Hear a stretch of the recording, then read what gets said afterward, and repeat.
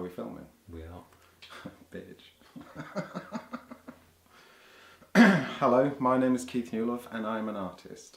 Originally it was going to be just a straightforward show of my practice, which was going to take place at Debut Contemporary in the window. Talking to gallery staff and other artists, it became apparent that we'd kind of missed a trick. And then I decided it should have more of a performance element, that it should stand by itself as a piece of work. Coupled with this, also the practicalities of making sculpture in a gallery window. It's a very messy kind of business, and making a film sort of cleaned that up. I could make all the mess in my studio and then present it at the gallery. Art Monkey 72, the name, stems from, initially it's from my Twitter handle, which is the same, Art Monkey 72. Also my background, I come from a small town in the northeast called Hartlepool, which is famous for hanging a monkey during the Napoleonic Wars. As the story goes, a couple of fishermen saw a ship in trouble and that the only survivor was this monkey. And having never seen a Frenchman or a monkey before, they believed it to be a French spy, so they tried it and hung it on the beach in Hartlepool. This is likely to be an urban legend, but it's also kind of black humour, which I appreciate.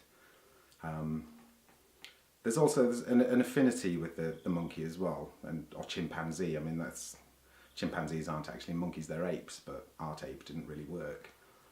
But I do have an affinity with them, and the making of the work it's a very practical pursuit. I use the character Art Monkey rather than myself. The chimpanzee does represent the primal instincts that I'm trying to get across in the film that are associated with making work, particularly with clay, and particularly for me. It does separate the work from the artist, which takes away some of the ego that would normally be associated with this kind of thing. And it's a sense of humour as well, that there's something there that's a little bit more entertaining, a little bit more humorous than just a straightforward shot of the artist making work.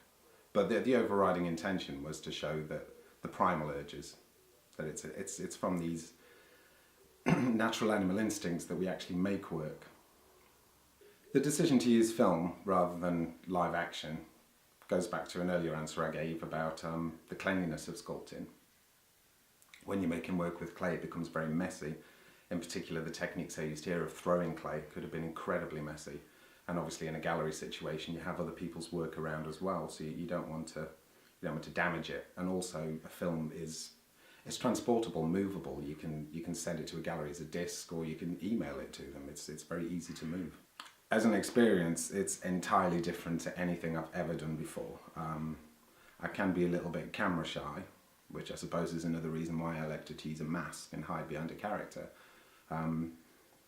It's a lot more hard work than you would actually originally think, just putting on a mask and cavorting around making sculpture, but there are all kinds of practicalities involved. You have to get the makeup right every time, you have to be able to survive in the makeup, in particular in the heat this summer was atrocious. It does restrict your vision to a certain extent, and you do have the feeling that time is money, therefore you kind of speed up your process somewhat.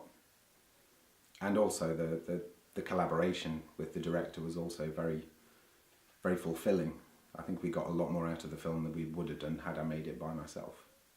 The Art Monkey persona, there are no immediate plans to resurrect it in any other form or practice. I wouldn't discount that idea though, that there is obviously possibility there for a sequel maybe, depending on how this one goes. I would work with film again. It would have to be necessary to the work, or in this case as a presentation of the work to maybe a gallery that's a long way away, but it would have to be necessary to what I was doing. The need for a film would have to be intrinsic to the work. If I was just making sculpture that stands alone by itself, there would be no need for a film. Future direction for my practice, that's a very interesting question. I've been thinking about this quite a lot recently. I have a love of making installation work. In this case, I mean you build an environment in which to place the objects. This increases the narrative, the scope that you have for presenting work, and changes the idea depending on what kind of scenario you put the object. And this is where I'm going to be moving forward. I work with parts of the body rather than the whole. They can express things by themselves, and it basically shows a human presence without having to use the whole body, which can sometimes be a little bit too literal, a little bit too in your face. But whereas body parts, especially if they look as if they've been amputated, there's immediately a sympathy and an empathy from the audience there. It provokes an emotional response. The project, it has given me insights into the way that I work. The use of throwing clays, that's something I've never done before, and it is a lot more expressive than the meticulous work that I would perform on, say, making the body part. There is a drive to make it as realistic as possible.